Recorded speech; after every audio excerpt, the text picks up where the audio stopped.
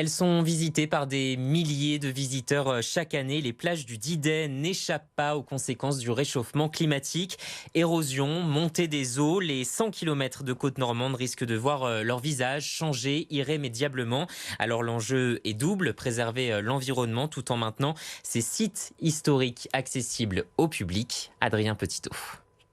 La Pointe du Hoc, le port artificiel d'Aromanches, certains sites emblématiques du débarquement sont en danger à cause du réchauffement climatique. C'est le cas aussi d'Utah Beach. Ici se trouve l'un des plus anciens musées de l'histoire du D-Day.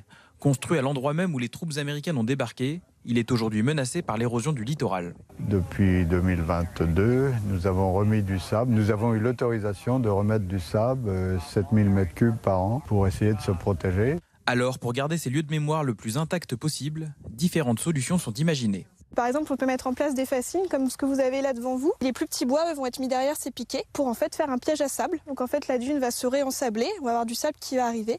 Et au fur et à mesure du temps, ça va se végétaliser pour essayer de reprendre un petit peu de place sur le milieu dunaire. Et dans un lieu riche d'histoire comme Utah Beach, tout l'enjeu est de trouver un équilibre entre préservation de l'environnement et accessibilité au public.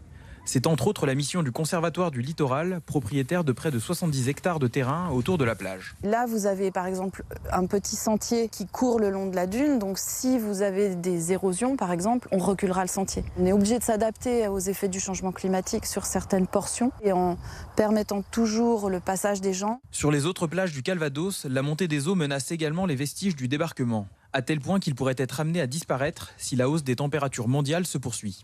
Avec une trajectoire à 2,8 degrés, l'élévation du niveau des mers, comme je disais, elle est haute, 60 cm à 1 mètre. Tout dépend des mesures qu'on mettra en place dans les 10 prochaines années.